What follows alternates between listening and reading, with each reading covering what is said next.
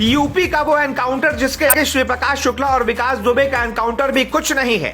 बिहार का वो डकैत जो 52 घंटे तक अकेला लड़ता रहा, 400 ट्रेंड जवान भी उसे जिंदा नहीं पकड़ पाए।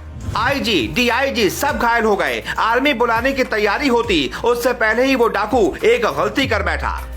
आज यूपी में एक दिन में 5 एनकाउंटर होते हैं। जो माफिया एसपी डीएसपी से नहीं डरते थे वो एक कांस्टेबल को देखते ही रास्ता बदल लेते हैं। लेकिन इसी यूपी की हालत 13 साल पहले बहुत खराब थी। हम आपको उस दौर की एक ऐसी कहानी सुनाते हैं जिसे यूपी का सबसे बड़ा एनकाउंटर और सबसे लंबा एनकाउंटर कहा जाता है। वो गर्मियों का महीना था। लोग घास फूस और खपरेल के बने मकान में आराम फरमा रहे थे। तभी दोपहर 11 बजे यूपी पुलिस की कई गाड़ियां चित्रकूट के जमौली गांव में दाखिल होती हैं। पुलिस के जीप में कुछ सिपाही सवार थे, आगे थानेदार बैठे थे और जीप सायरन बजाते हुए खूंखार डाकू की तलाश में आगे बढ़ रही थी।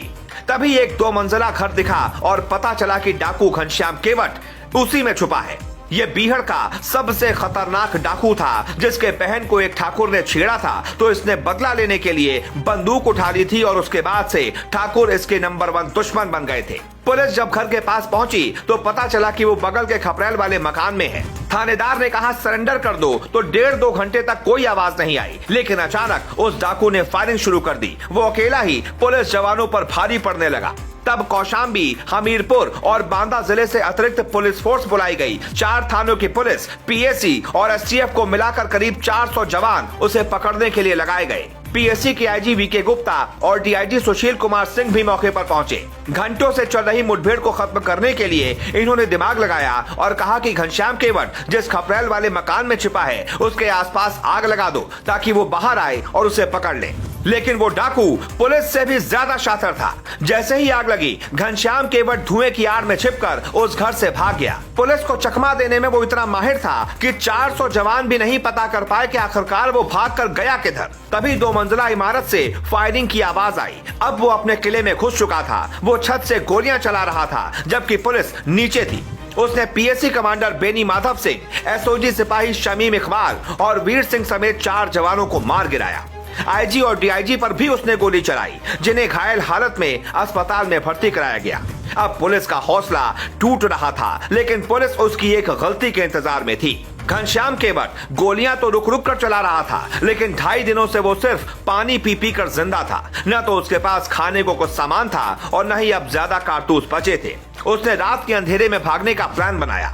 वो जैसे ही छत से कूदा और थोड़ी दूर तक दौड़ा, यूपी पुलिस के जवानों ने ताबड़तोड़ गोलियां चलानी शुरू कर दी। किसी ने न तो गोलियां गिनी और न ही अंधेरे में कोई उसे देख पा रहा था। थोड़ी देर बाद पता चला कि 52 घंटे तक चली मुठभेड़ में घनश्याम केवट मारा गया। ये यूपी पुलिस के लिए गर्व से ज्यादा बेइज्जती की बात थी। सवाल था कि एक डाकू को मारने में 52 घंटे कैसे लग गए? क्या पुलिस पूरी तैयारी से नहीं गई थी? ऐसे तो वो पूरे गांव को बंधक बना लेता, फिर पुलिस बैरंग लौट जाती और वहां आर्मी उतारनी पड़ती। बाद में ये बात सामने आई कि पुलिस का प्लान फेल था। हथियार और बुलेट प्रूफ जैकेट भी नहीं थे। तब के डीजीपी विक्रम सिंह ने कहा था कि वो बेहतर स्थिति में था, इसीलिए हमारी पुलिस को वक्त लगा।